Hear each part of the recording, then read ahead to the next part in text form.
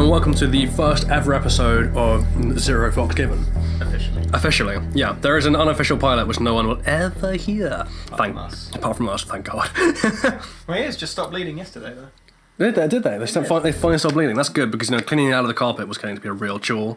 The amount of times I told you to stop listening to that effing podcast. Oh, I couldn't help it. Oh yeah, warning guys, if you're looking for a clean, sort of like child-friendly podcast, this probably won't be it. We will probably be saying a lot of swear words on this. That is the first and last time a swear word is going to be censored. Yeah, essentially, unless we can get our editors just to bleep out everything, in which case the majority of this podcast will just be like mindless bleeps. It'll sound a bit like there's enough hours on the planet to do that. No, there isn't. It's going to sound like hours are a quantity. It'll sound like BB-8 if we do that. Like just the entire podcast will just be like meep, meep, meep, meep. So robot sat in a corner jerking itself off. Oh God. That's when you know you've achieved success. The unedited version of Star Wars: The Force Awakens. Anyway, let's get back on track. So this is our Xmas special. Hooray, Xmas! Christmas is the thing.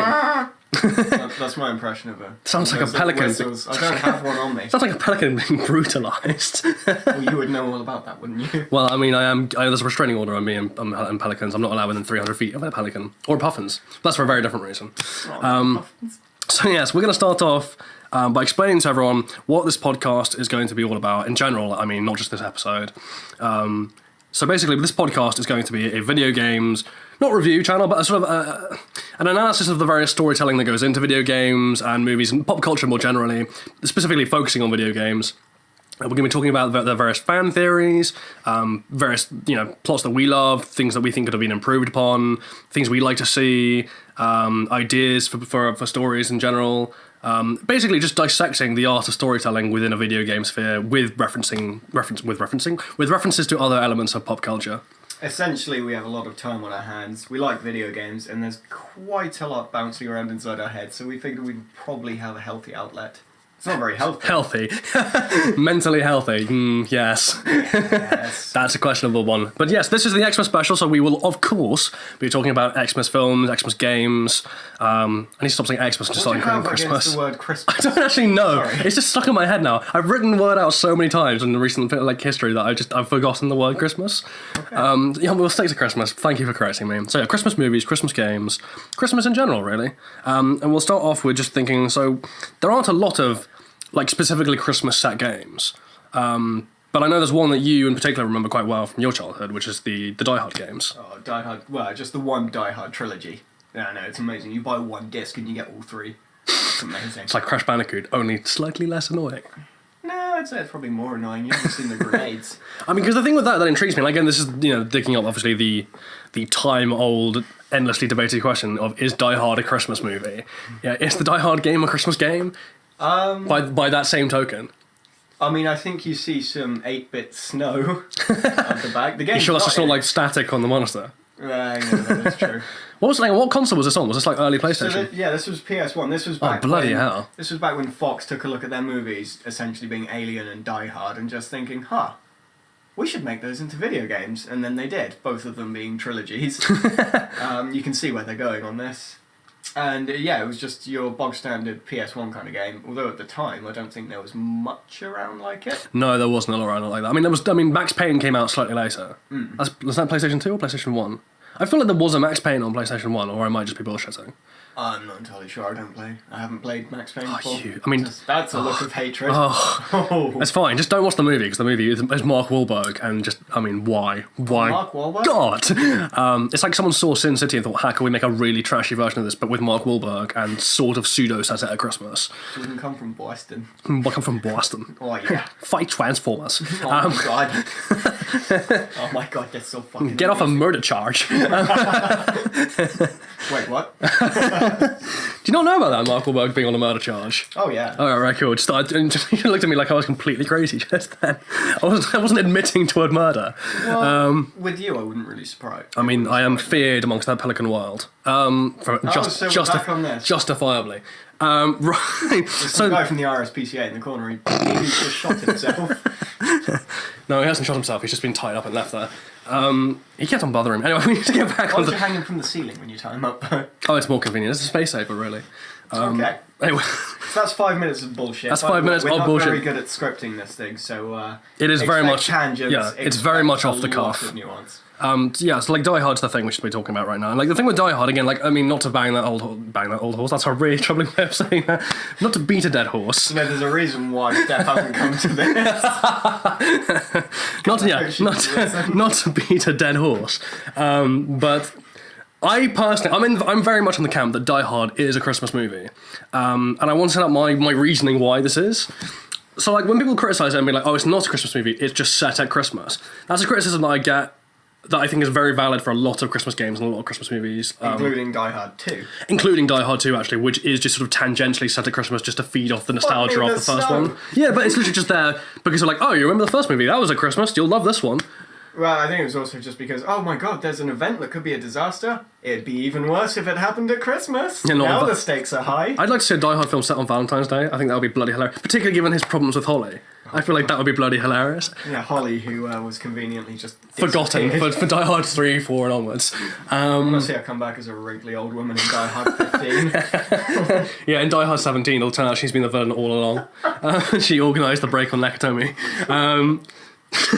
Anyway, yeah, so the reason Die Hard is very much a Christmas movie for me, and like, not just like the tradition, which I think does play an important part, that it's become, regardless of its original intentions, it's become a Christmas movie, that like everyone does traditionally watch, like, not everyone, but like a lot of people do traditionally watch it at Christmas now. No, everyone. Everyone. Seriously, Every human being. Giant outdoor cinemas in Africa, and they just all gather around throughout. Some of them make a year-long trek just to gather to this one point. I hear that's what's actually in the centre of Mecca. Like, there's no actual, like, we've all been misled. The reason Muslims are banned it from everyone else is that they want exclusive seating for that huge Die Hard screen. Well, yeah, I mean, that's why they have to face a certain way. You have to avoid the glare off of Bruce Willis's head now. It's just passing seagulls being shot out of the sky. Like a weird solar cannon. Small insect. Oh god. Yeah. So no, it's not just set at Christmas. You know, the fact that it is Christmas plays an integral part of the plot, and I think that's the important thing. That the idea of it just being at Christmas isn't enough to make something a Christmas movie or a Christmas game. Arkham Origins. I'm kind of looking at you on this. We'll talk about that in a second, but yeah, like, you know, the fact that it is Christmas plays a huge part of the first Die Hard plot. You know, they specifically choose that date to attack on because they know people will be out of the building and they know that Nakatomi will be there.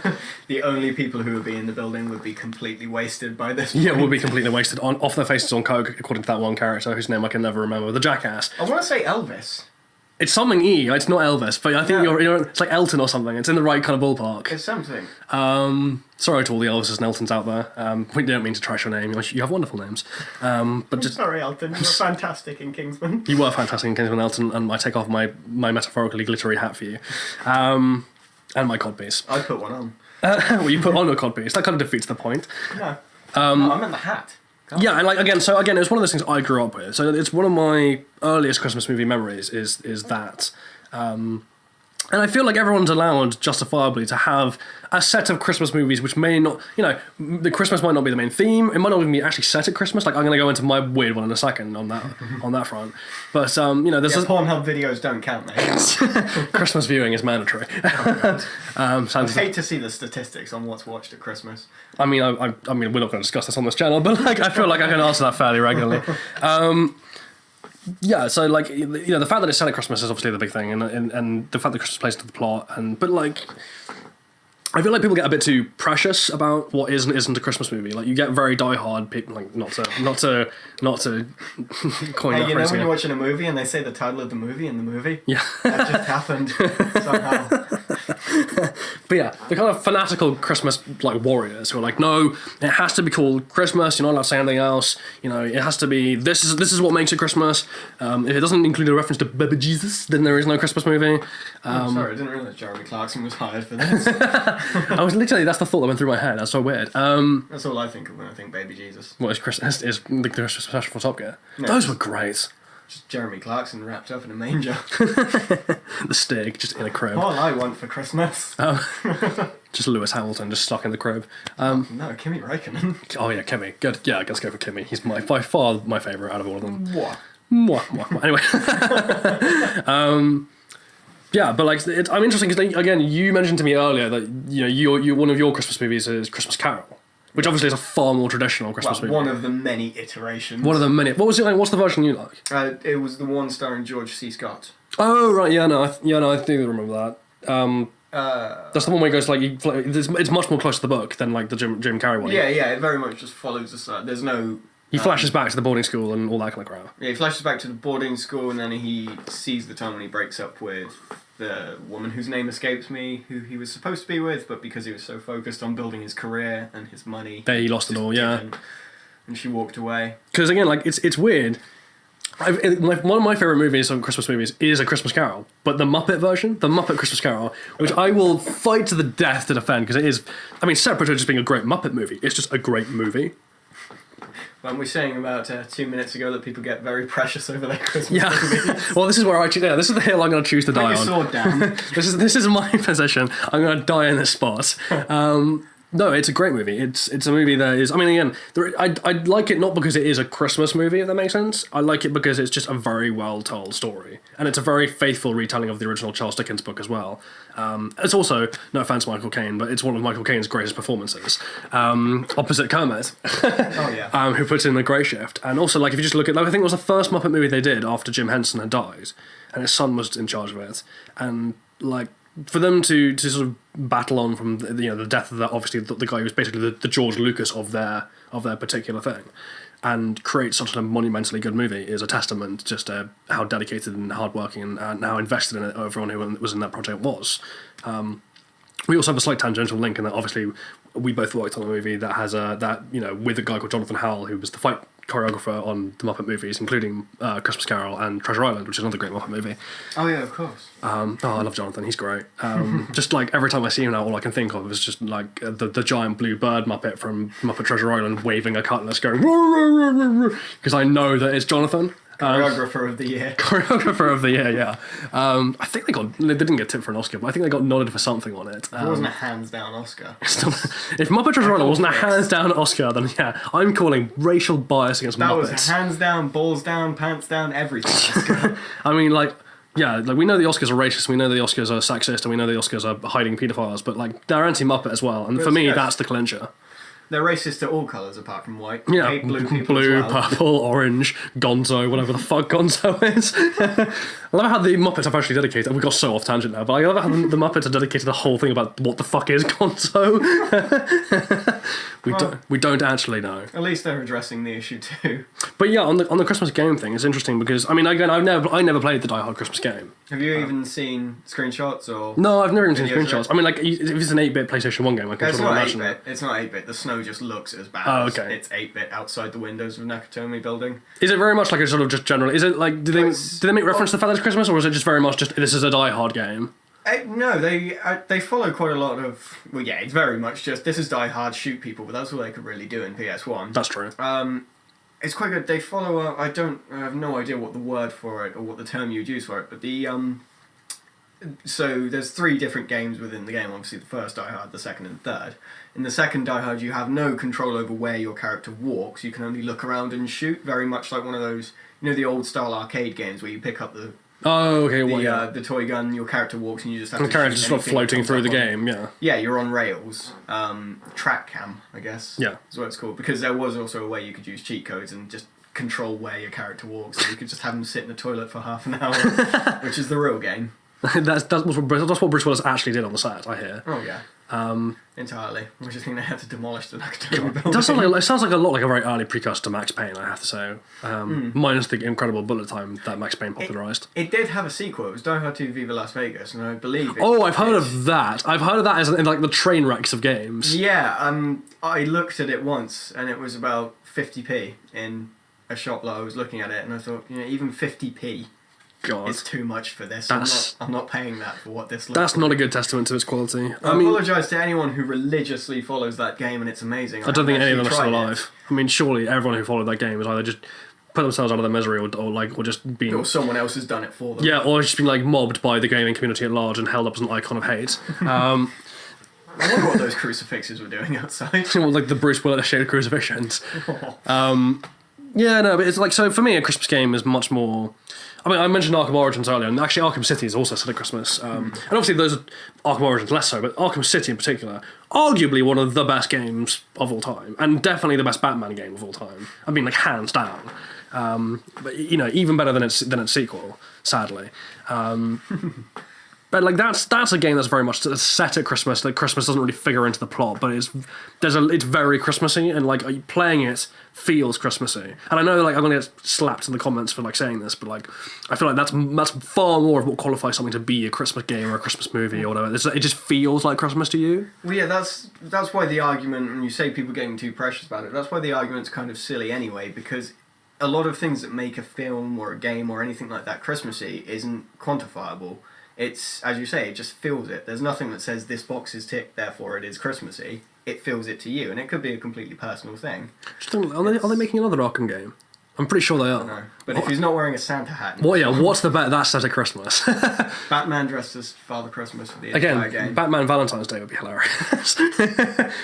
Just walking around crying at all the couples. Oh god, Batman. That's what my parents did before they died. Batman Father's Day just goes back to the alley. Just goes back to the alley and sobs. They had that in Arkham City. Like you could go visit the crime alley. Which, by the way, I love how it's called that. Like, there's a canonical name for the alley that Bruce Wayne's parents died. It's Crime Alley. Like, did they not think it was a bad idea to... Anyway.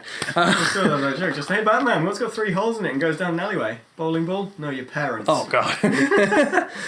But yeah, you could go back in the game and you could place a flower at the grave and they would sort of do this pan out and somber music. And it was actually very good. It was kind of a touching moment. You could feel the moment. You could feel the moment. You could feel the Waynes passing before your eyes. With their kids just sat there in tears. Just, I left you for 5 minutes. And it's weird for them because all they come and see like a guy dressed as a bat staring at some pavement. Well, that doesn't get you. No, like that crack in the pavement makes me sob. That tugs on the old heartstring. Because like yeah, there are a lot of others. I mean, obviously there were like all the kind of updates for games. Like I mean, we're both huge Fallout fans. Oh yeah. And like they do a thing with the clock. If you set your clock in game to match the real world clock at Christmas, you like Diamond City gets sort of done up in like Christmas lights and Nick Valentine walking around in tinsel. No, he's not really, but that would be great. Fantastic. But there are Christmas things around. And like I remember a lot of that from I don't know if you ever played this growing up. Like I don't maybe just even the 2-year gap between us is maybe like enough to disqualify you from playing it. But like RuneScape. I'd never played RuneScape, not through age, just because it never actually enticed me enough. Because I remember RuneScape first coming out, and I remember RuneScape being like the big thing at my school. This is back when I was like, 10 or 11, maybe not even, 9 or 10, and. Yeah, it was like every Christmas they'd have like this kind of like shower of Christmas goodies. So you'd have like Christmas themed hats and Christmas themed scarves and Christmas themed armor and Christmas themed goblins. And God knows what else. Like I know World of Warcraft do it as well. Minecraft must do it as well. Yeah, Minecraft. It's all the big MMORPG style games. Yeah, it's a massive thing because it's not too much for them to change. Well, just because it's a community. Cool. Yeah, it's a community based game, and like Christmas is effectively a big community thing. Yeah, I'm sure Destiny do it as well. Yeah. I think there might be a gift-giving thing on quite a lot of them as well. You can actually send a gift to another character. Yeah, I mean, I know one of my favourite things... Don't quote me on that because I don't know for sure, but it seems like something that they've done. I'm sure they did. They have a very similar thing, like one of my favourite ever... It's definitely not a Christmas game, but Overwatch, which I sadly don't own, but I've played before and it's very good. I love that sort of art style and sense of humour it has. But like they have like Christmas skins and Christmas like theme stuff that you can get like for your characters that you can unlock through these sort of care package style things. I can't remember what they're actually called, like treasure boxes. Loot chests. Loot chests, that's the one. Thank you. Yeah. The things that are now becoming prevalent everywhere, like Battlefront 2, which I got the other day, and this I'd otherwise love. But it's just rammed full of this loot box crap that makes me cringe. Oh, rammed full of loot boxes. Sounds like another Borderlands game to me. Oh, Christ. I mean, literally, it's just... This micro-transactional bullshit needs to be... I get it. I get why. You've already paid for the game. What else would you Well, that's the other thing that bloody irritates me. Like, if you want to buy... If you buy Battlefront 2... and you want to buy like the full game experience, you'd have to like pay to unlock certain characters, like Luke Skywalker. Like that's mad. If I'm buying a Star Wars game, I want to be able to play as Luke Skywalker. An additional extra. Yeah, by that logic. What? It's very odd, and I get the logic behind microtransactions, and in some cases it's fine. Like if you've done like if you build a huge bit of DLC, obviously that needs to be paid for. Yeah. And like if you build particular skins or like particular like just things that aren't game essential, essentially. Like if you like costume upgrades or just cosmetic changes, that I understand. But like when you're forcing Luke Skywalker key to Star Wars. Yeah, no, yeah. Well, If the reviews of The Last Jedi, which we haven't seen yet, but if the reviews of The Last Jedi are anything to go by, apparently he's not anymore. Yeah, we're still holding our breath on that one until we've seen it. We may do a very quick sort of review for you guys, which will probably... I've been forewarned... It will be a 5-second thing. It will either be it's shit or it's alright. Yeah, I've been forewarned that I'm not going to enjoy it. Which I mean, I'm a dedicated Star Wars fan, so that doesn't thrill me. And I'm a casual Star Wars fan. I've been forewarned that because you won't like it, I will like it. Yeah, well, I don't know if This is going to be an interesting review. Yeah, I mean, I can't judge because I haven't seen it. It's yet. just going to be you listening to a fist fight for about half an hour down the microphones. Just, oh God, I'm not going to finish that sentence. No, I know what you were thinking of that. I'm not going to finish that sentence. God, yeah. I saw the lights in your eyes go. But yeah, I mean, like I mentioned earlier, like the idea of Christmas movies that aren't really Christmassy at all. Like, and the weird one for me is, I know it was because I just had it on box set, not box set. Like I had the video back when videos were a thing. Anyone under the age of 17 won't know what the hell I'm talking about right now. Just why did they start speaking a foreign language halfway through? So yeah, basically like a video was like but the thing you had before DVDs, and it's a VHS tape, and it runs like kind of weird Betamax kind of technology where you just feed it in, and it had the very satisfying rewind noise as well. Like with a DVD, when you rewind it, it's just rewinds. But like you rewind the tape, it could also tangle all of its tape and just fuck it. But like if you rewind the tape, you heard this like noise, and it's just great. I loved it. Imagine a car getting wheel spin, but on a very tiny scale. Yeah, I'm getting old and grumpy. I do prefer DVDs for obvious reasons, but like videotapes, there was something magical about them. Anyway, can't believe we're at the point now where we have to sit here and describe what videotapes are. Oh God, I had to explain to someone what MySpace was the other day. That's the thing. That's the cut-off point, I think, between people who were born before the year 2000 and people who were born after. So you don't know. Yeah, you don't know what Bebo and MySpace and crap like that was. Frankly, I don't know what it was. Like, lived through it. MSN Messenger, Christ. You didn't miss much. No, I didn't. I didn't miss much at all. I came to Facebook 10 years later as well. Ooh. I missed that party. I was only 6. Oh yes. Oh yes. But yeah, so my one to get to labour back to our point was turn us back onto the point of the original point. Yeah, so my movie growing up for Christmas was Indiana Jones and the Holy Grail. Last Crusade, that's the official. Yeah. I call it the Holy Grail because that is what it's about. But it's Indiana Jones and Last Crusade. The coffee mug that says Jesus. But like I love that movie, and I only ever watched it at Christmas, and I don't actually know why this started. I know it's a thing that did start, obviously, because I do it. But like I don't know where it came from, and I know it wasn't like a tradition handed down. Like my mum didn't watch it at Christmas, and my sister, obviously like younger than me, didn't watch it at Christmas. It was just me. But it's become religiously part of my thing. Like Christmas Eve, at some point I'm watching Last Crusade. Like that's just a thing, and I don't know why. And I feel like there's a lot of that for people. Like, oh yeah. I mean, I know a guy who watches a guy. Sorry, man, you're going to be ousted for this. But a guy who watches Annie as his Christmas movie, which actually, you know what, I take that back. Annie's fine, and fair play to him. It's a good film. I'm talking about the original Annie, not the monstrosity that had Jamie Foxx in it. Which was just dire and needed to be shot before in its infancy. So which, yeah. If he does like the secondary one, then maybe we could go after him. Let's organise a witch. No, he likes Annie, and I know he watches the original Charlie and the Chocolate Factory as well. Yeah, that's one I have. Which again I know a lot of people who watch that as a Christmas movie, and it obviously just isn't a Christmas movie. No, I need to watch it now anyway because of Gene Wilder. Oh, Gene, poor old Gene. That is a great performance he puts in. It's a good movie. Go watch it. There's a hilarious bit when they're singing the Candyman song, where like if you actually look closely, one of the kids gets smacked. Like he pulls up that wooden board counter in the shop and clocks one of the little girls in the face, and it's in the movie. Like it's not even like a tap. I mean, like properly, like to the point where I'm surprised she doesn't burst into tears immediately. She took it like a champ. Yeah, she takes it like a boss. Like that girl probably grew up to be like one of the UFC fighters, like just clocking people. Unseen photos of a young Ronda Rousey. Yeah, literally. That was her first ever television performance. Just in that film. She's probably too old for her, actually. She's not that old. That film came out in, the 80s? Imagine that. She was probably like 3 years old when that movie came out. If they ever do a remastered version, it'll be in the credits. Girl who gets her ass handed to her in the candy store. Candyman shop owner played by John Cena. Because don't you know, his name is John Cena. Oh. Is it really? God. There's only one.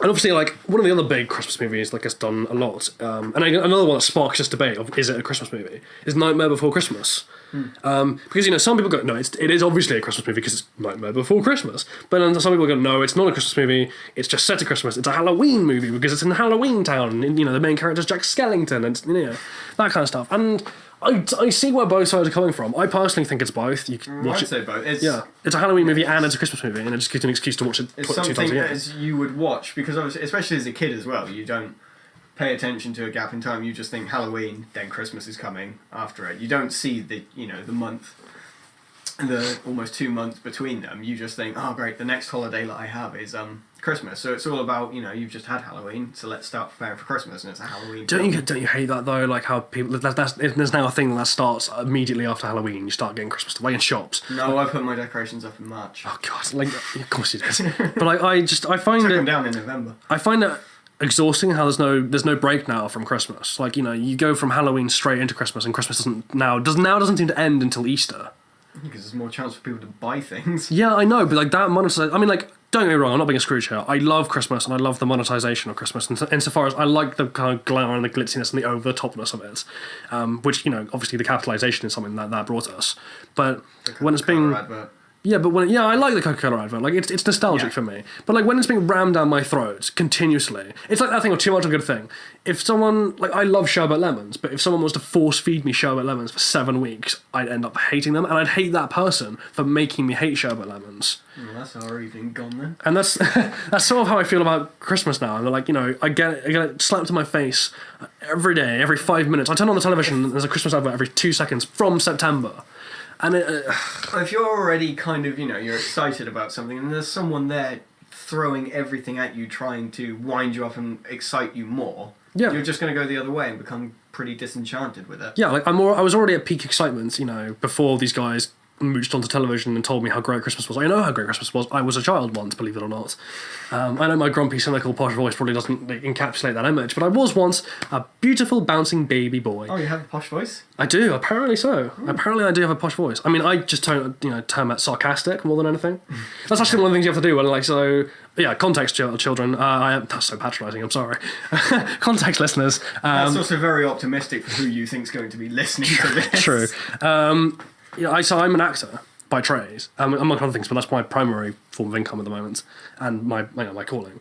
But hence why we're recording this in a box on the street. Yeah, and essentially in a student digs. Yeah, and I've completely lost my train of thought now. Oh, I remember saying, so when you have to fill out applications or auditions for stuff, they always ask you, what's your voice type? Like, are you like a deep, sonorous, kind of gigantic, chocolatey black voice? Are you, Sounds like he was just throat fucked by Hellraiser. Yeah, I mean, are you, are you a girl with a lower voice? Are you a girl with a higher voice? Are you an alto? Are you, all this are you a tenor singer? Like, that kind of stuff. And I've always... as one of them is, obviously, your accent, for me, would be RP, received pronunciation, but, I've always wanted on the tone of voice. I always have to go for, intellectual or something in that vein that sounds like that posh can cover it, like British villain style. And I've always wanted there just to be an option that's just sarcastic or just cynical or... Just, I'm better than you. Yeah, figure it out. Than you. Figure it out. You tell me. Have you ever listened to Scrooge getting, slapping the bitch out of his employees? That. When have you listened to Scrooge doing that? Slapping the bitch. Christmas Carol, man. Muppets Christmas Carol. All the little rat Bob employees. Cratchit's got some bruises. Yeah, all the little rat employees do a little hula dance. So it's amazing. It's just a solid reason to watch that movie in its own right. Well, I mean, I can't now because it's cultural appropriation. I don't like the hula dance. Oh, shut the fuck up. There is genuine cultural appropriation. That is not it. Wearing a Native American headdress. I mean, let's not get into this debate, but people need to chill the fuck out about what is and isn't cultural appropriation and actually use their common sense, because at the moment, it's a bit like... Are you feeling Christmassy yet, boys and girls? Well, no, there's a link in here, you get the PC Brigade, which I'm not going to, put down as I'm not a kind of pseudo-fascist who goes we should just say whatever we want. Don't know why I just did that voice, but maybe it sounds like my grandfather. Maybe that's probably the association I have. Yeah. But vouch. Yeah, you get people who like the PC fascists, and also and similarly the cultural traditionalist fascists who sort of just come out and be like, this is Christmas, and oh no, this is this thing, or this is that thing, and don't apply any common sense at all. So people being like, you're a vegetarian, I hate vegetarians, you don't make any sense. And you're like, well, we must kung fu fight. Yeah, literally. It sounds like they want to just take everyone out at high noon and have a duel. It's stupid. I just think people should apply some brains to things, and that's what. Anyway, we've digressed now. let us venture back solidly to the realm of Christmas games. With our Christmas tail movies. between our legs. Yeah, so actually I'll tell you another Christmas movie that a lot of people seem to love, which I actually weirdly, I mean, I like it, but it wasn't the institute for me that it is for a lot of people, which is Home Alone. Which, I mean, again, I'm convinced that kid from Home Alone grows up to be the Jigsaw killer from Saw. Like, Oh, yeah. the MO is the same. He's a whiny, sadistic brat. Like, halfway through the movie, he literally drops like a red-hot iron on someone's face and then screams through the window, "Have you had enough yet?" Like, that is a guy who you can clearly see dressing up in pig masks, kidnapping small people and, like, torturing them to shit to tell them, like, how great life is. Like, he's a psychopath in the making. Yeah, he's a psychopath in the making. Give that kid terminal cancer and, like, a pig mask, and he is Jigsaw. Just imagine him at a job interview for a psychopath and just like, you're lacking something. Would you be okay taking this needle? What's in it? Some stuff. Some stuff. Just, you know. Yeah, like, You might get a bit sick. I'm more intrigued by the point where Jigsaw was doing his whole kidnapping shtick without the pig mask, and then was like, I don't know, I feel like I'm lacking something. Watched, like, a Michael Myers movie and thought, that's it, I need a creepy mask. Which one did the pig mask come in? It was Saw 2 is the first time, because that's when he gets his first accomplice, I think. He only wears the pig mask.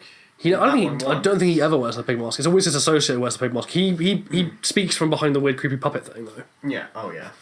God, that thing. That creepy puppet. Terrified you every single time. Saw 2, a terrible film with a great twist it didn't deserve. I know, it did not deserve that plot twist. That plot twist was too good for that movie. Anyway, yeah, so, like, Home Alone's an institute, and, like, I've always struggled to understand that one, purely because I've never found that film particularly enjoyable from any objective standpoint. Like, it's just a kid in a bratty family who behaves like a brat. And you almost want him to be kidnapped. Yeah, You're rooting for the guy. You get frustrated when they get hurt because they're not doing their job properly. Yeah, I feel like there's two people who watch that film. The first one, the guys who watch that and just take, like, some kind of sadistic pleasure in watching those guys get the crap kicked out of them.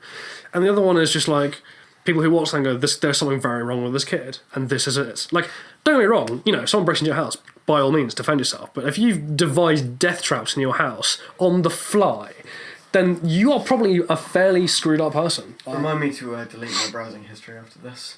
Don't worry, I've already seen all those Pornhub tabs. I thought we weren't talking about that. We're not talking about that. Fuck when you. the cat fits. Fuck you for bringing me back onto this. Did I open the door? I'm sorry. Thank you for opening the completely crazy door. What have we got behind it today? Oh, it's Please. Pornhub. That already had a wedge in it. Oh, Christ almighty. It's not Pornhub. Oh, God. God. Oh, so now we're talking about sick months. No. Yours is starting to drop it. We're dropping it now. Yeah. Like, Christmas movies and Christmas games. Like, the thing with Christmas games is there aren't actually a lot of dedicated Christmas games. I think for a particularly obvious reason, which is you just don't need it to sell the game. And it's a bit of a faff for a developer to do. It's not a strong enough concept on its own. Well, yeah, how do you write a storyline about just someone doing shit at Christmas? It's Christmas. You can do that shit yourself. Says every scriptwriter for a Christmas movie ever. Just what do you want me to do? Just the guy sitting down behind Jack Frost being like, I don't understand. We've got Michael Keaton. Why are we doing this? Oh, just drive your car really fast. See what happens. Yeah, just hum the Batman theme under your breath and see if it improves the movie. That's particularly what they did for Justice League. They just chuck in the original Batman theme into it, and they're like, hey! And then the rest of it's crap. Yeah, and like 3 various you should be entertained here points. Yeah, da-da-da-da-da. That theme was great. Still think Del Trotter was the best Batman we've seen. Au contraire, Adam West. Adam West was and always will be the greatest Batman who's ever lived. He has shark repellent, don't you know? Oh, it's going to be good for him when the Sharknadoes come about. Holy smokes, Batman. Yeah, how long did they just call Batman in for Sharknado? That guy has it down. Oh, yeah. Also, how far... You're talking of Christmas movies. How far are we away from a Sharknado Christmas movie? Because I'm convinced it's going to happen at some point. Like, something like that. I mean, Independence... there could be a Santa cameo in one of the Sharknadoes. Yeah, but like, it's not Independence Day. I don't know why that came to mind. But Day After Tomorrow. Like, I know that's not a Christmas movie either. But like, that's a film that is so bad and so fixated on winter that I feel like it was setting itself up to be a Christmas parody. And then never delivered. You can never tell with that one, though. That's true. Jake Gyllenhaal's in that movie. You just look at it and you kind of think, I don't really want to take a guess what you were thinking. So Jake Gyllenhaal and that actor I always confused with Harrison Ford because they look basically the same and they sound the same. Except he doesn't give a shit about getting his family back. Yeah. What the hell is he got? He's in Pandorum as well, that terrible sci-fi movie. Oh, God. Douglas Quaid. He's done one good movie, which is Flight of the Phoenix, which admittedly is great and has Hugh Grant in it, and I love it. But the rest of it is just terrible. Well, speaking of Hugh Grant, we can encompass the greatest Christmas movie ever made, which makes you seethe and sit there clawing your own skin off. Which is? Love Actually. Of Oh, course. God almighty. Is Hugh Grant in Love Actually? Of course he is. He's the Prime Minister. Oh, God, yeah, he is, isn't he? Yes. Fucking hell. Jesus. Jesus Christ. That shows how much detest you have for this I'm film. trying to block it from my memory as much as possible. I know it's got that little kid whose name I can remember who grows up to be Jojen in Game of Thrones. Oh, yeah, him. He's also in Maze Runner as well. And it's got Rowan Atkinson. And also, what I like, actually, that's the one bit I love about that film, was that Rowan Atkinson clearly hates that film too, and he's in it. Like, his ability to give no fucks about anything he's in reaches peak performance in that movie. I think any favourite scenes in the movie, any Alan Rickman scenes as well. No. Keira Knightley's in it, which again is enough of a reason to hate that movie. She was in Thunderpants, though. She's in a lot of crap movies. Like, she's only in crap movies. What am I talking about? Like, she hasn't been in a good movie yet. Bitch, you step the fuck away from Pirates of the Caribbean. No, that is a movie that's good in spite of her. And also because her character doesn't really mean anything in that film. It doesn't. She's a plot device. She is a MacGuffin. And they told her that when she was auditioning, just, you're going to play this person, you don't really mean anything. Well, is it like, you know how in the second Pirates of the Caribbean movie, the MacGuffin is the chest and the heart of Davy Jones? Well, I mean, they kind of parodied the fact that she means nothing when they all started fighting and ignored her. Yeah, the first movie is just she is the MacGuffin. Like, she is the MacGuffin, and that's all she is. And it's annoying to watch.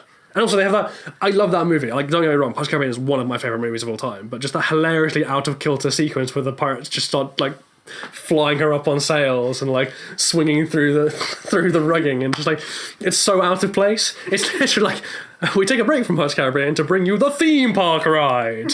No, it's just the way, you better start believing in ghost stories, you're right, Mum. Really? I thought I was in a fucking musical. Going off the last 10 minutes, I thought I was in the world's shittest rendition of Les Mis. Just because Jeffrey Rush is in it. Just the corpse bride version of Les Mis. God. Oh god, I mean Les Mis is another. Well, we won't get into my dislike for Les Mis, but yeah. Liam Neeson Les Mis. Okay. Liam Neeson Les Mis.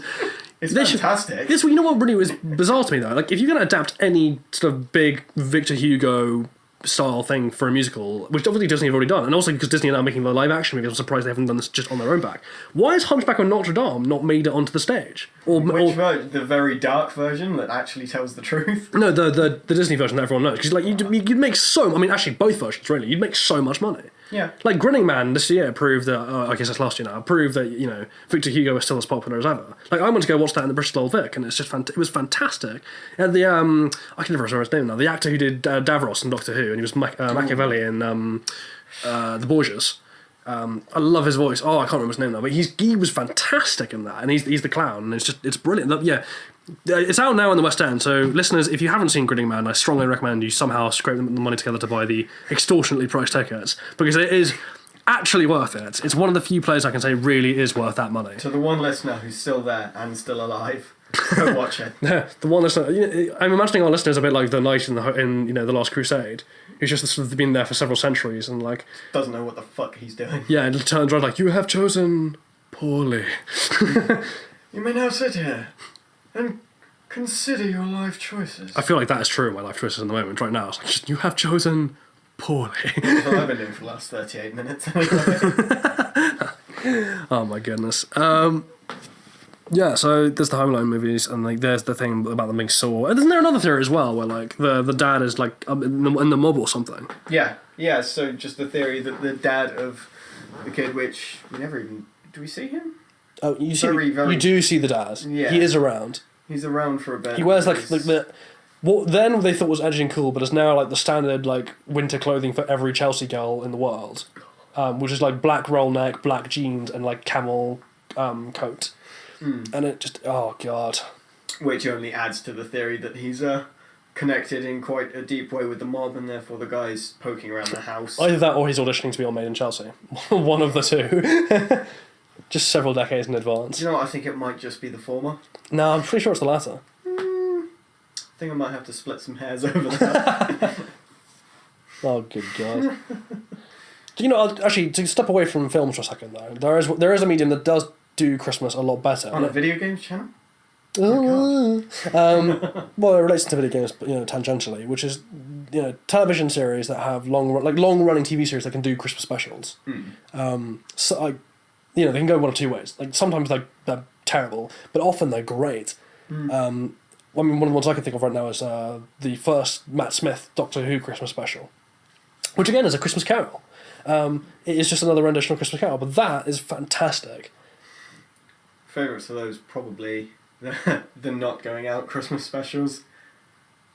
You're looking at me with such blankness in your eyes. What on earth is not going out? You've never even heard of it. It's like the longest running sitcom on BBC. I mean, you think I watch BBC sitcoms? Well, you got to fill the time with something. I do.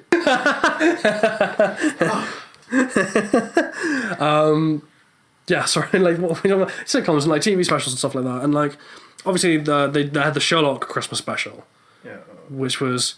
I mean, here's the thing. I've warmed to it. I've gone back and rewatched it a number of times. The Abominable Bride. Yeah, The Abominable Bride, and as a Sherlock episode, it's terrible. Yeah. As a Christmas special for a TV series, it's not bad, actually. To be fair, considering the shit that we usually have on TV, a bad Sherlock episode is still a decent TV it's like the show. thing, you always tell it now in the run-up to Christmas, is the I'm a Celebrity, Get Me Out of Here. It's always in the run-up to Christmas, and you know what's interesting is I vaguely know the person who won it this year, George Toffolo. Yeah. She went on a date with a guy I went to uni with. That is very vague. But yeah, very tangential. As far as name drops go, this isn't... No, this is not a name drop. It's just the thing. Like, it was intriguing watching her putting on this act of being really nice and lovely and cuddly and stuff in this show when I've seen her firsthand behaving like a complete cow. It's I don't know. It's interesting to get people's opinions on it as well. Just like watching the other people in that show reacting to her and just being like, you guys are being duped. Well, that's what's always got me as well. These people, most of them are actors. All of them, if barring a few mentally challenged individuals, Amir Khan, are very, very media savvy. I ate the prize. Cheers, Amir. I ate my prize, but I couldn't tell the difference between that and the bowl, so I ate the fucking bowl.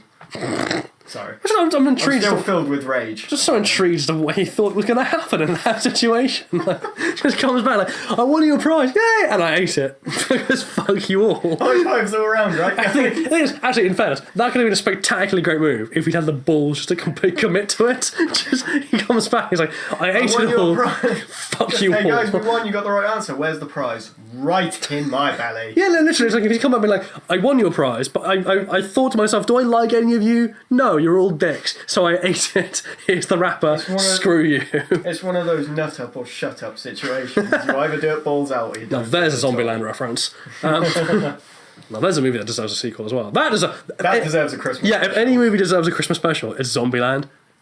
The Walking Dead Christmas special. Just all the zombies are just wearing hats. Well, I mean, it'd be a step back to love, actually, for Andrew Lincoln as well. Oh, goodness. Maybe he could stop talking in his American accent and actually use his British accent, his actual accent for once. I love how people don't know. Actually, he should do that. He should drop, halfway through the next season of The Walking Dead, he should just drop the American accent. Start talking very British. Everyone looking around just like, Rick, what are you doing? No, he should just start adopting various accents without telling anyone. Just like a bit like Brad Pitt in hey guys. Saving Joe. Not saving. Like Meeting Joe Black. Meet Joe Black rather. Like where he just puts on a Jamaican accent randomly for like 5 minutes.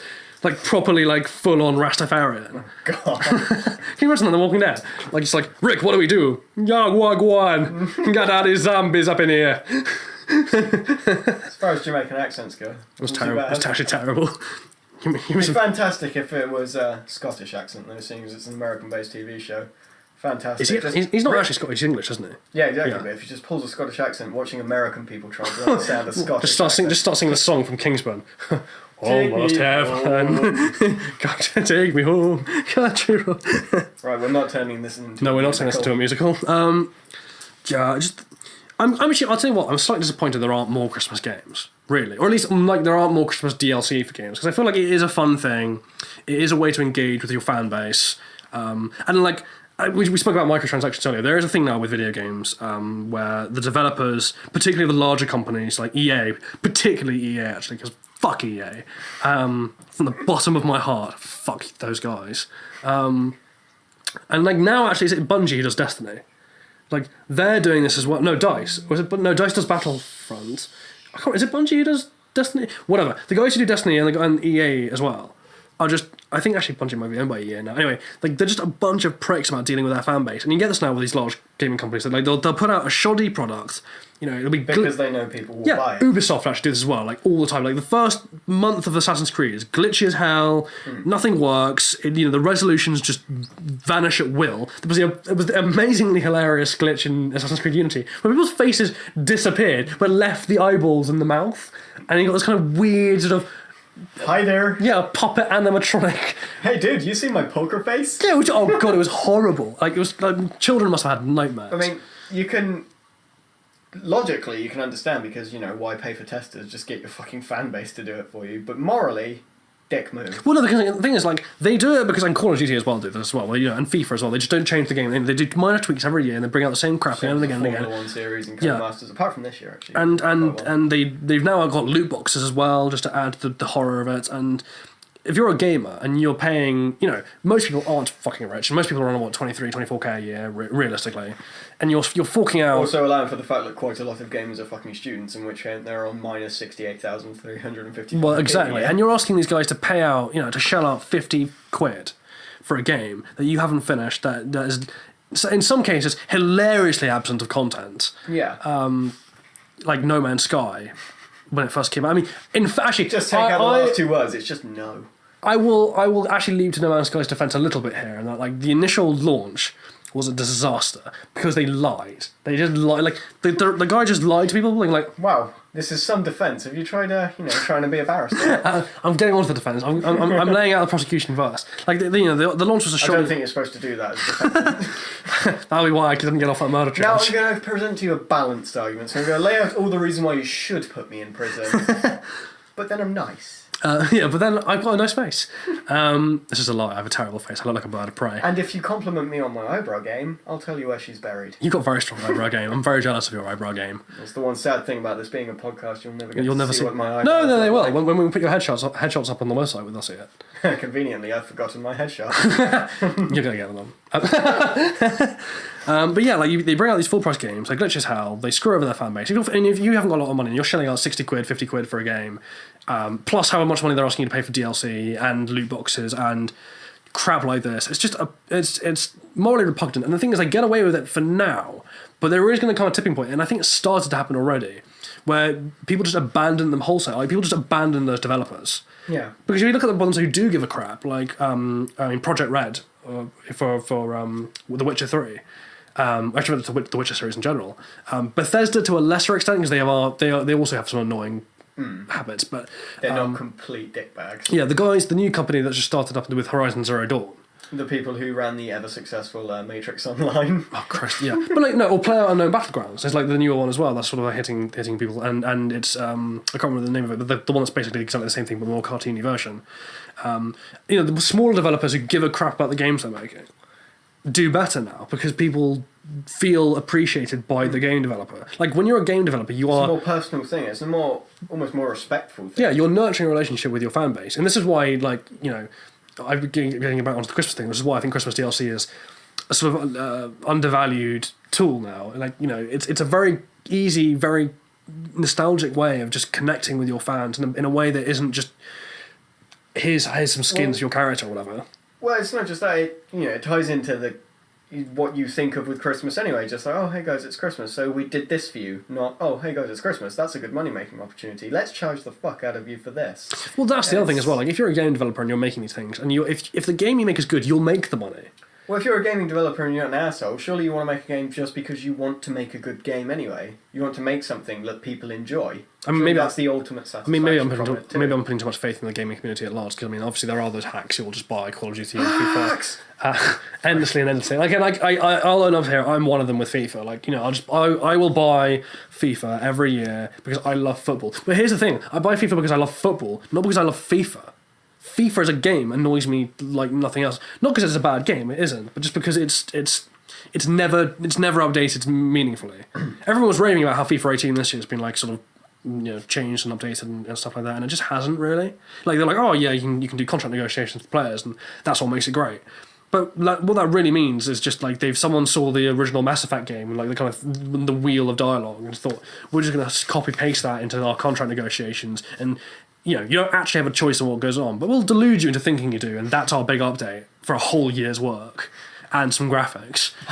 Misdirection. Did you get what you paid for? It is. I feel like they've just pulled prestige on us and they're like, you want to be fools. No, I don't. I want the game. Screw you.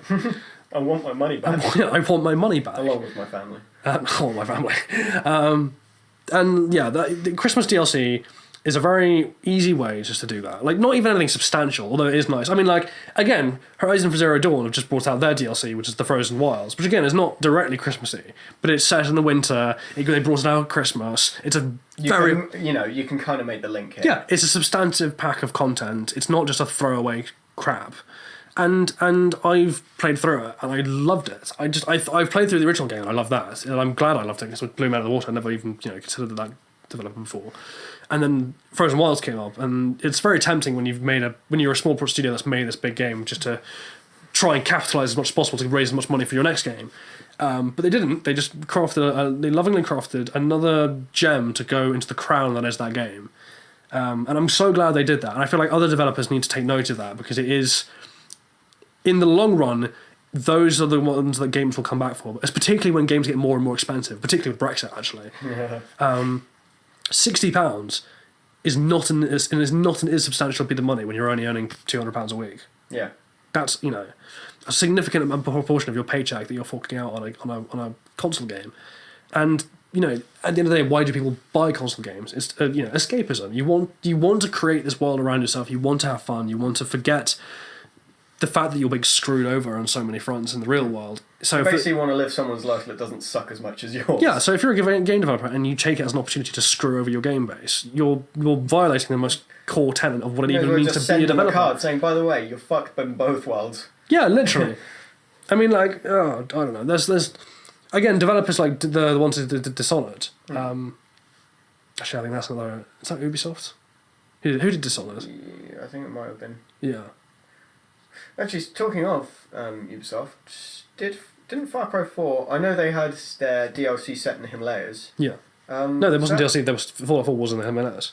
Fallout 4. Far Cry 4 was in the Himalayas, yeah. But they had the DLC set in the snowy regions of it with an abominable snowman. Yeah, they did. I can't quite remember if that was released over Christmas. I don't think it was. Oh, no, it might have been, but it was. I tend to block it from my mind because it wasn't very good. I played about 10 minutes of it, and then it was a bit like Blood Dragon was for Far Cry 3. Like, I love Blood Dragon. It's just Michael Biehn grunting profanities. You have Michael Biehn there, and you have Michael Biehn in Aliens, Colonial Marines. What do you think people are going to go for? Oh God, Colonial. Actually, it's brilliant. In the example of games that screw people over, Colonial Marines is the biggest example I've had. Also, this is why I think it will shift, because if you continuously do that, and like Colonial Marines is obviously a very exaggerated example, if you bring out a terrible game that's clearly been made as an afterthought, and you've pitched it up to be this great franchise-building entity. It's essentially you kill off the franchise. Really good pitch, yeah, and you left it all to the last minute. It essentially seems like that. Just like, oh shit, I need to follow up on this. But not only do you risk losing your fan base, and obviously a significant number of fan base did jump ship, and that's why Alien Isolation, which was a fantastic game, didn't sell particularly well. Well, it does create a good sense of scale as well. Alien Isolation looks even better when compared to the Alien game that preceded it. This is the thing, though. Like, this is why it's not good for game developers to do this in the long run, because then when you do make a genuine gem, and just from an artistic standpoint, forget the money makers, but the actual people who make the game, who put care into their work, when they do create something like Alien Isolation, which is one of the best games of the last decade, no one plays it, because you've brought out before it this pile of wank that just screwed everyone. Well, and people ask the question, is it actually a gem? Is it something amazing because of what it is, or does it just look amazing because it's the only one out of that series that isn't shit? Which is so unfair, because it is just a fantastic game. It is a good game. Very Christmassy as well. Very Christmassy. That would be amazing. Can you imagine like a Christmas Xenomorph DLC? Just walks around wearing a hat. You have to sneak up to a sleeping Xenomorph and put a Christmas hat on him. No, it's just chasing you through the vents with a Christmas hat on. And like, there must be a mod. Its little tongue inside its mouth is actually just like a sparkler, like one of those. Oh, I thought you were going to say its little mouth inside its mouth had a tiny little Christmas hat on. Oh, that'd be amazing. Actually, I'll take that back. So that would be better. I would walk up to a Xenomorph and pet him. I mean, you would anyway, because you love Xenomorphs. Actually, I want to cuddle. And also because you freak your sister out because she hates them. Yeah, she had a panic attack When they were advertising Alien Covenant, she had a panic attack in the living room, and I just sat there laughing. In fairness, I did too, but probably for very different reasons, which I think were fully justified having seen that movie. Oh. There's a look of disappointment on your face. Ridley Scott, please, if you're listening, on the off chance somehow you hear this, he's our one fan. Hi, Ridley. Please stop killing your franchises. I hear you're going back to Gladiator. Don't. Leave it. Stop being a dick. That is all. It's like you watched George Lucas and you're just like, that guy's got the right idea. Yeah, no, it's like George Lucas was like, I'm going to kill my old stuff, and Ridley Scott was like, hold my beer. Because at least George Lucas killed it off accidentally. Like, he genuinely the one thing you can level at the prequels, for example, is the story was good. The directing and the writing was bad. But, like, he genuinely did care. You could see how much he cared. I'm trying, guys. About building that world. And the problem is, like, he's very good at creating it in his head, not so good at getting it onto in front of an audience. I watched a fantastic interview with, this is going massively off topic, with Ewan McGregor, about when he lived in America. And he had some kind of altercation with some guy on the road. And he pulled up next to him and obviously, as you do, wound down his window and started giving him a load of abuse. And he just said the look in the other guy's eyes was just him sat there with that recognition of just, that's fucking Obi-Wan Kenobi having a go at me. That's the reason why I think they're just rolls down the window. As bad as they are. Just rolls down the window and he's like, you want to go home and rethink your life? I want to go home. I want to go home and rethink my life. You know, Ewan McGregor's brother is in the RAF, right? And his call sign is OB2. Oh god. That is the best. That is one of the best things I've ever heard. To be honest, I just genuinely made my day when I heard that. It's nice to know the RAF give a crap. That warms me up inside. Yeah, it's a bit like when you learn that nearly all the donkeys in the army are called Baldric. And you're like, I love you guys. Thank you. We also have a battle song. We sing it before every fight. It goes boom boom. One of the German guns. Listen to him sing. War's a horrid thing. So he sings. Ding-a-ling-a-ling. Oh God, what are we doing? I don't know. Yeah, I mean, there are a lot of. I mean, DLC as in general just seems to have died a tragic death, really. Sorry, I just love how I'm holding a crisp and you have a piece of chocolate there as we both picked up something to eat and then realised that we were recording. Couldn't eat it. What do I do with this now? I've been holding this crisp for 15 just minutes. Put it down. Leave it alone. Yeah, I feel like the art of crafting a good DLC story has been lost in favour of loot boxing. It is loot boxing, and like in favour of just throwing out tiny little, like almost like teasers of real content. Here's a hat. Well, here's a new scarf for your character. Well, it's like they're following the thing of just make as much money possible while spending as little money as possible. So they have a good idea, but they're not prepared to actually throw the support behind it that it needs to grow. They're basically doing a Hollywood.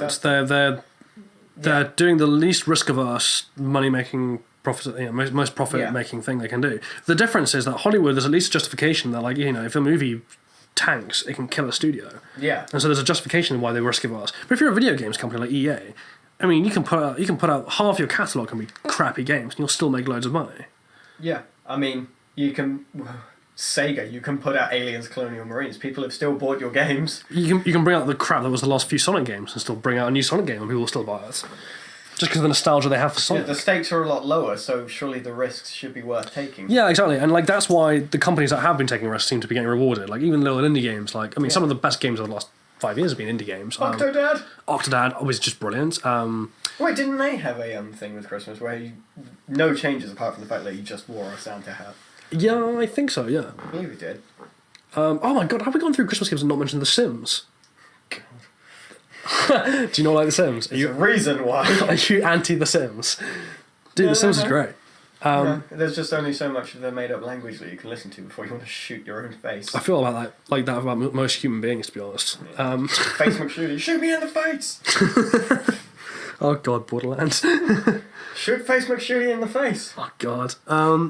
There's actually every time your parents come in, just, oh, what are you doing? I've got really important work to do. What? Shoot Face McShooty in the face. So yeah, The Sims they've just been brought out on console, Sims 4, I think. It's just made its way to Xbox and PlayStation. And here's the thing with it. I'm tempted to buy it. I really am. But like a lot of PC games, it doesn't translate very well to console. No. I'll tell you what I really wish they do. Because I was a huge... Again, I don't know how they do it. Crap, sorry. So Well, they have brought Minecraft on console. yeah, and it didn't really. No, it didn't really work. It's just not right. No, it isn't. It's just, there's something wrong about it. Minecraft, I presume, has lots of Christmas crap. It's very much like that I community. haven't actually played it over the Christmas period, so it's a giant MMO. Yeah, it must do. It must do. Not MMO. Yeah, MMO. Sorry, getting my abbreviations mixed up. But like, yeah, do you ever play any of the Total War games? Total War games. Yeah, it's like Rome Total War, Medieval Total War. No. They're like strategy. I'm pretty sure I can guess what's. Well, they're strategy battle games. It's a bit like Age of Empires, but just a much better version of it. Right. See, that one clicks. Everyone knows Age of Empires. Oh God. Yeah. But like that is one that's done remarkably well on PC. Although they've now gone the slightly annoying fantasy route of like it being Warhammer Total War. And I love them, and I really wish they'd been on console because I don't have a high-end PC, and I don't have the. It's an understatement. I don't have a graphics card that can cope with, the kind of numbers you need to field a full army. I can't even take a mortgage out to cover the cost of one of those. Yeah, exactly. As much as I'd like to buy a gigantic Alienware gaming computer, I can't because I don't have 700k lying around. So we've just had to settle for burglary. So we've had to settle for robbing PC World, yeah. What the fuck an Alienware computer be doing anyway? It's the most lost Alienware computer in the world. How did I get here? Surrounded by my lessers. Why am I surrounded by cheap people? The poor are everywhere. Help me. Just walking around. I think that's what Donald Trump thinks. I think that's what Donald Trump thinks to himself when he walks out in public. If he ever walks out in public, I'm surrounded by poor people. Oh my god. Oh my god. Oh my god. Oh my god. I need a wall around. He's in Home Alone. Me. I've just realised that he's in fucking Home Alone. Donald Trump. He's in Home Alone too. He pops up as a cameo because it takes place. The first bit of it is in Trump Tower. He asks some directions, like in the lobby, and Donald Trump appears like a normal human being. Goes, "Oh yeah, it's that way," rather than doing what the real Donald Trump would have done, which would be, "Fuck off, kid! I'm trying to rule Asia." God. Like Jerusalem is the capital of Israel. I mean, it's objectively not, Jesus but Christ. yeah. Anyway, like, can you tell that decision has just been made at the time of this recording? oh god, Someone's still a little bit sore. He's just a buffoon. He's just a buffoon. I just don't. Also, like, if there's one person you don't need interfering in the Middle East, it's Donald Trump. The most volatile region in the world, and we'll get the most crass human being who can't, he can't even. So, Donald, we want you to go through the dictionary. There's this word called subtlety. Well, it's not even that. It's like, the most conflict-prone place in the world, and we've picked a man to do the peace process who can't even resist, slamming back at people on Twitter. Like, if he can't resist having a go at people on Twitter, he's not say what you like. His response to Kim Jong-un was fucking golden. Just, I wouldn't stoop as low as to call him fat and short. Everyone in America just baits their breath as the missiles come in. Just, he's at it again. Yeah. No, the North Korean missiles. Best one was Kim Jong-un's response, just being like, "Look, you're mindlessly, almost like you're a mentally deficient old dotard." It's like, that's the best thing I've ever heard a world leader say. I think America need to worry about North Korean missiles. Also, can I point out that's them at fucking Cairo. That's kind of sad when you realise that the leader of North Korea is more eloquent than the leader of the United States of America. Like he's a very eloquent man. He has a better grasp apparently of English than Donald Trump does. English is my second, third, fourth, fifth language. Yeah, I know it quite. It's not like he's terribly bright as well. Like, when he was at school in Switzerland, everyone made a note of how stupid Kim Jong Un was. So like the fact that he's just carved into the banisters around it. Yeah, like the world's worst. Sorry, I should have turned my phone off. The world's worst version of like that Grindelwald thing from Harry Potter, just carving a symbol into the wall. It's just like Kim Jong Un's carved a massive dick into the wall. I mean, to be fair, I know what I'd be doing. Just like Matt Damon again. Oh. Matt Damon. Matt Damon. Again, I'd love to see a Team America Christmas special. That'd be brilliant. Oh, God. It'd be messy, but brilliant. Yeah, it would be great. No. Still better than all the saturated shite that you see around, soap opera Christmas specials. Soap opera Christmas specials need to sort of... are annoying because it's just, alright, it's Christmas. How many people can we kill in a disaster? Why? Why would you do that to Christmas? It's like the thing, the joke about the town of Midsummer, like the amount of murders they've had, how is anyone left from that village?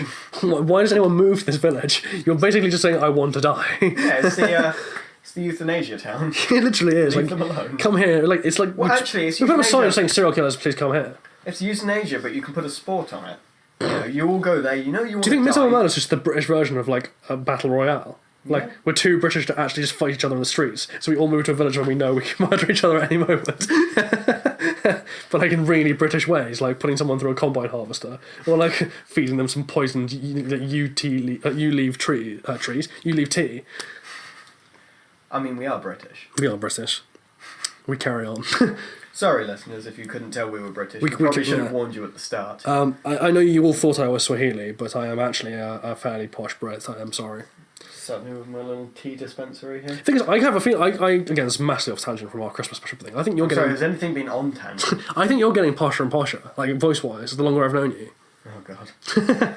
Like you're picking up Steph's posh voice, and she's picking up like your original voice. Oh, that's bollocks. I know. I liked my original voice. It's weird. Like I'm the sort of weird mixed ground because while she's gone full on like Essex, you've gone full on posh, but I sort of occupy the middle ground of I sound fully posh, and then occasionally a word comes along that's incredibly South London, and it doesn't make any sense. Like it could have been worse. It could have been incredibly northern, just out of nowhere. I went to school in the north, so that's entirely possible. Oh dear. Just halfway through, I start dropping the word the. No, not even the t. Just leave out the word altogether. Like I went up mill. I like that. I like that though. I went up mill to see the lass, and God, that's one of the worst. Who was also my cousin. Who's also my cousin, and also my mum. It's a weird family. How are you going to explain this to Uncle, Mum, and Aunt, Dad? and nephew, son-in-law. Great. So, been hanging around with you for a few months, and now already you're turning me into a posh person. Sorry, I apologise. If it makes you feel any better, I'm not actually posh. So I just sound posh. It's not the same thing. Just have the illusion. I just have the illusion of grandeur when I actually have no grandeur at all. You are the worst kind of person. Could you be more worthless? Sorry, I don't mean to hit home, but fuck you. I feel like one of the elves in Santa's Christmas workshop. Oh my God! Okay. And where is the disclosed location of that? That's another thing. Like, I feel like that is a. You know how Pixar recently did on the thing of like having like cutesy movies, like what if these things had feelings? What if these had feelings? What if feelings had feelings? Feelings squared. Literally, like that is Inside Out. But like, I feel like they've missed the opportunity to do like a Christmas film about one of the Christmas elves. Like we've done the reindeer, we've done Santa. Can we not have like the Marxist rebellion of the working elves against like actually I'll tell you what, that'd be a brilliant idea just because Christmas has become this whole capitalised thing. If Father Christmas just stands as a representation of capitalism and just have like an elven Jeremy Corbyn style led rebellion, that'd make a great movie. Like it would be ridiculous, but it would be brilliant. Just as a bit of adult animation, it'd be hilarious. Coming up next on Santa's Workshop, Titchy learns the wonders of gangster rap. Meanwhile, Joey listens to black metal and shoots up the workshop. The expression "going postal." Do you think that's like an elvish equivalent? Like they just come in like one of the Nerf guns and like I've had enough. You can't say elvish with a straight face because you know damn well you sound like Sean Connery trying to say Elvis. Elvish. So, who's your favourite singer, Sean? Elvish. Don't say it. Don't shit. Don't make me say it. I'm building a speedboat, actually. The man who loves Scotland so much lives in the Bahamas. We've gone so off topic now. We have. Oh my God! Speaking of terrible Michael Keaton movies, like I mentioned Jack Frost earlier, didn't I? Did you ever watch Jack Frost? Yeah. That was a thing. I watched Jack Frost once with my nan. It's my worst, to this day, it's my worst memory.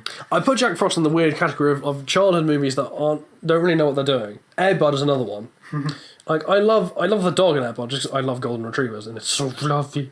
But like Air Bud is a terrible, terrible movie, and everything about it is crap. It's spawned like a billion sequels now. Like the Air Buddies go to space and all this. The Air Buddies fuck off and die. The end. Yeah, the Air Buddies ruin Christmas again. Oh wait, it was all of them. Oh my goodness! I tell you what, actually, I'm quite fond of is like the kind of Christmassy murder mysteries. I understand some a bit dark and a bit like off like Christmassy themes, but like a Poirot set at Christmas or like I mean, I'm down for any kind of murder mystery, so yeah, there are. Definitely I mean, we had the Kenneth Branagh Poirot recently, which was. There are a lot of good. This comes back to the thing of like the art of storytelling sort of been lost. Actually, I mean, we can bring us back to games now as well. Like. Writing a good story has become secondary to making a game now. Like previously, if you especially making it look pretty. Yeah, but like previously, like there was a very clear differentiation between games that had no plot and that was fine. Like Doom. Yeah. Doom doesn't. I mean, I know the new Doom sort of has a plot, but it doesn't really, and no one really cares about it. Well, they acknowledge that in the sense that even the character couldn't give a shit about the plot. Yeah, so like you got the Dooms of this world and like the Sims, which obviously there's no plot, and then you had and then you had the plot-driven games, and there was a clear differentiation, and both were great for various reasons. But now we've got this really annoying middle ground of like Call of Duty games which have no real plot, but they like to pretend they do. And they market themselves on this non-existent plot, and it's infected every other game to the point that nearly every other game now is written by a man who clearly doesn't know how to construct a story in the slightest. Well, most games now just seem like a game where you just clear up all the crap that you created in the first place anyway. You're constantly going along making a mess and clearing it up. You lose kind of, especially back when games were more limited as well, your plot was because you had the main storyline, that's it. There's nothing else. Now there's hundreds of side missions, things like that. You lose sense of a plot because your character's just like, oh, this big world-ending event's going on. I'm going to help this old lady find her broom. And stuff like that. So with freedom comes the loss of plot. But the thing is, it doesn't have to be. I mean... No, it doesn't have to be. Again, Horizon Zero Dawn, I mentioned obviously before, but like Horizon Zero Dawn is a great example of an open world game that has a brilliant story. Last of Us, I mean, it's not quite as open world, but Last of Us obviously is another great story-driven game. Like, it's a zombie game, but you wouldn't really know about that, and you don't really care that it's a zombie game. Apart from when your face gets eaten. Yeah, but like, it's incidental. It's a bit like how The Walking Dead used to be in Series 1 and 2. The zombies were sort of incidental. Now there is no plot to Walking Dead. Actually, the evolution of Walking Dead is sort of what I'm talking about. Like, is a microcosm of this thing I've noticed in games now. Where like started off with the best of intentions, and like they ran out of ideas, and they just... Now we got to the situation where, you know, the company behind it knows they've got a moneymaker and just continuously hammers out mediocre crap as fast as they can, like fast food, just to get people to swallow it, and it's making. And the only time that they will ever stop doing it is if it doesn't bring in the money. Yeah, and so like run it right to the very death, completely kill the entire thing. Yeah, just and to get meanwhile, every last penny out of it. And meanwhile, gamers are getting metaphorically fat off this metaphorical fast food, and that like we've become used to getting this crappy treatment, and we've sort of just accepted it now. And it's when we say something we real, shouldn't. It's a shock to the senses. Yeah, we almost can't appreciate it because we're so busy being saturated with all the other crap. Yeah, and like a lot of very good games that are beautifully made, story-driven, get killed off. Like Alien Isolation was one, but Dishonored 2. I'm really sore about that. But like Dishonored 2 is another one. Like that, the first Dishonored is great, and the art style in particular is fantastic. It's the same guy who did all the art design to create City 13 in Half-Life. Known for its fantastic graphics. No, but like it's not about the graphics. It's just it's the art style, and it's just it's ingenious and it's beautiful and it's great, and it's being killed off steadily by the developer behind it. Meanwhile, there's some indie developers sat there watching it, just knowing that they could do 1,000,000 times better, and instead having to settle for, you know, the only thing that they can make was this very short indie game which has a fantastic plot, fantastic drive behind it, but there's nothing to actually get it up and running, and it's really sad to see that you have to go searching for quality now. If you want something that's a proper piece that you can look at, you can enjoy, you can love every minute of playing it, you have to go and search for it. You have to spend hours just looking for one that works, because the stuff that's being given to you is just crap. It's like a kid when all you want is when you're a kid, all you want to eat is fast food and sweets and crap like that, and your parents are constantly feeding you actual food and stuff like that. And when you turn into an adult, you realise all you actually want to do is eat real food, but you only ever seem to have the time to eat crap and things like that. And that's how it seems. You're just completely washed with this crap, and if you ever want something a bit more than that, you have to spend half your life finding it. Yeah, and it's crippling to the entire industry, really. Well, it's just the lack of ingenuity, the lack of imagination that's sort of just gone. It's completely died. It's sad to watch, really, because there are still some developers, like we were saying, who do try, and there are still some games that try. Like, there's a great game. I mean, I don't know how great it is, hasn't often come out yet, but there's a game that looks very good. It looks like a lot of fun, called Sea of Thieves. That's going to be coming out, I think, in January or February.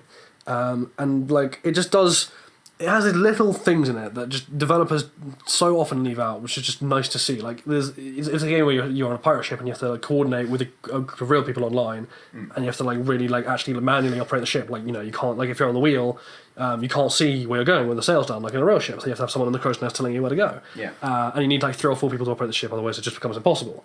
And they have this little mechanic where like you can pull out like an accordion or like an instrument, and like your character will play a tune, but if someone else near you does the same thing, they'll just join in, and it'll become like a band situation, and they'll play a tune, and it's great, and it's such a, you know, nothing about it is necessary to the gameplay. The Team Fortress 2 dancers. Yeah, exactly, and it's fun to see, and that I tell you what, that's what's been lost really. It's the idea that, you know, at the end of the day, holy shit, you can have fun in a video game. The game is there to give people a good time.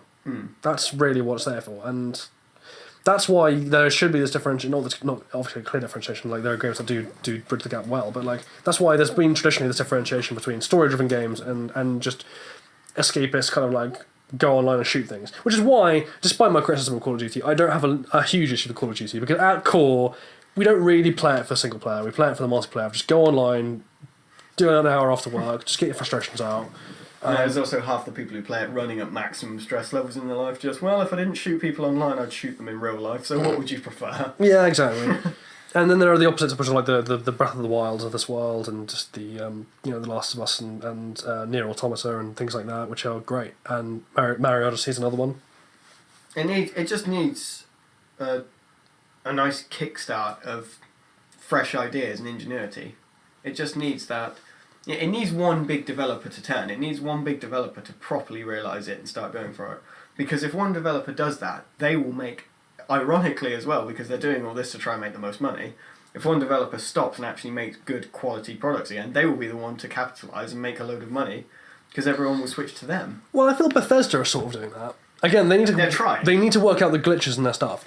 Yeah, they're trying. It just seems if we look at Fallout games, every Fallout game, in terms of so many issues that you have in one Fallout game, you can see that they've at least been addressed. If they haven't been fixed, they've at least been recognised and tried to be worked around.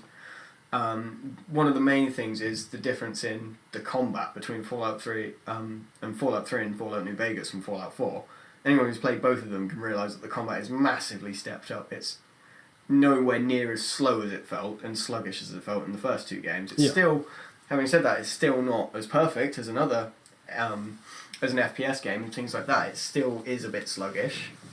But you know that they've taken some time, they've thought, okay, they didn't like that. Let's try and fix it. Let's try and do better. And they're also known for putting loads and loads of little gimmicks, little Easter eggs in their games.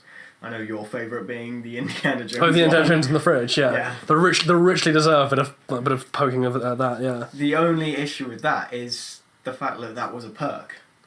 Oh, the Wild Wasteland perk, yeah. You could only get it with the Wild Wasteland. Although, frankly, if you played that game and you didn't do Wild Wasteland, you were doing something wrong. Yeah. Because New Vegas' tone really wasn't like Fallout 3, which was more serious.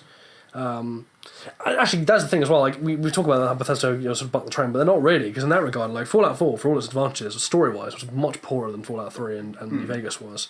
Arguably, I'd say Fallout 3 was New Vegas was poorer than Fallout 3 story-wise. Oh yeah, Fallout 3 had the best story. It had. And throughout it had a really somber tone through quite a lot of it, especially, and that's in all aspects of the game, especially in the colour as well. Yeah. The whole thing had a kind of somber tone, but then it's like they did their Mothership Zeta DLC, which I believe was the final DLC they added. Yeah, it was. Well. And they thought, let's add a little bit of that goof into our... Which I like, but that's not my issue. My issue is that it's come at the expense of the story. Yeah. And I really... We'll get onto this next week, next time we do this, next fortnight when we do our Fallout podcast. But there's a lot wrong with the current Fallout games that needs to be corrected. Having said that, there's a lot right. Yes, and there is a lot right. And again, like I said, you can see them at least working towards correcting the wrongs. It's not like they've sat there stagnantly and thought, it's wrong, but fuck it, who cares? Mods on PS4, that needs to be listened to. Because what the actual... And the Creation Centre, because, oh my god, that is a giant middle finger to modders. Just a huge, gigantic, voluminous, middle finger. No, you're not doing it anymore. Yeah, literally, we're marketing your mods, but we're not actually, but we are. It's just a, slight change. Oh, what's the change? The rights? Yeah, there's a slight change. The change is you no longer have any creative freedom, and it costs money. And then it comes out so infrequently it may as well not exist. So we think we've made it better. Yeah, so we think we've improved it. All things considered, we think this has been a step in the right direction for us. Thank you and good night. Yeah, literally. Oh god. Anyway, we'll get on to that when we talk about Fallout in a couple of weeks' time. Yes. An entire episode of Fallout. An entire episode of Fallout. I can't wait. I love Fallout, so I'm very keen to talk about that. Oh, look at that. Oh. No, Sammy. Sorry. So before we wrap up this podcast, I think a good idea what we should talk about is, we've talked about Christmas movies we like, we've talked about Christmas movies we don't like, we talked about what makes a Christmas movie and what makes a Christmas game. Of the three that there are.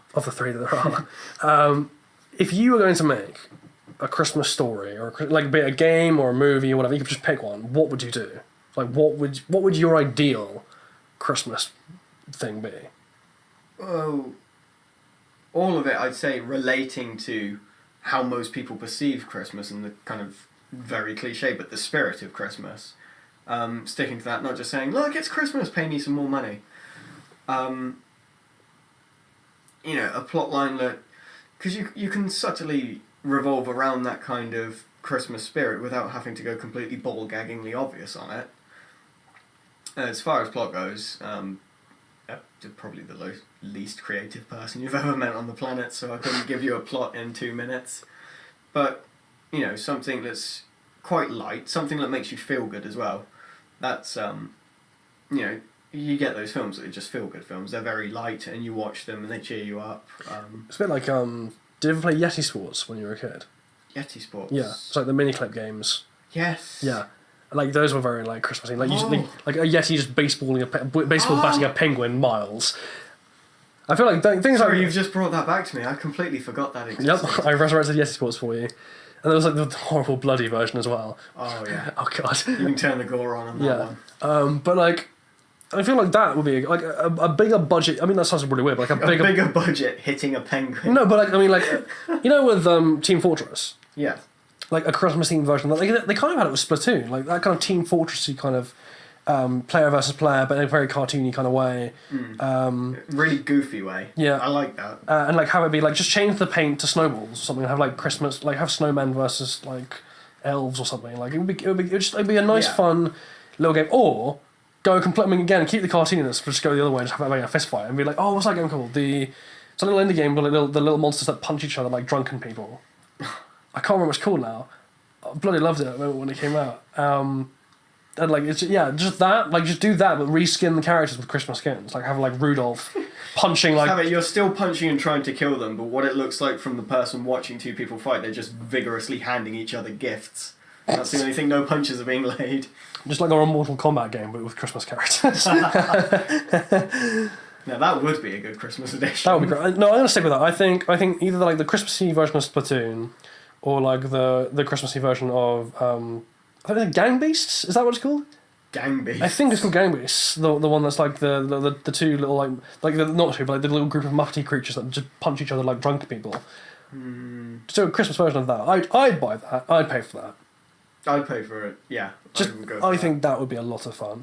So that's... Well, yeah, that's the one word that encapsulates it. Fun. Exactly. Just something that's... Isn't that what Christmas is all about? No, it's about getting stuff. Yeah, no, it's about gifts. I want, like, goddamn gifts right now. It's depressing as well. Like, I know I've reached adulthood now because, like, you know, I no longer look forward to the toys and I no longer look forward to the chocolate. I look forward to... Oh, it's a new jumper. I needed a new jumper. And I look forward to the Christmas turkey. And that's it. I still get toys. I mean...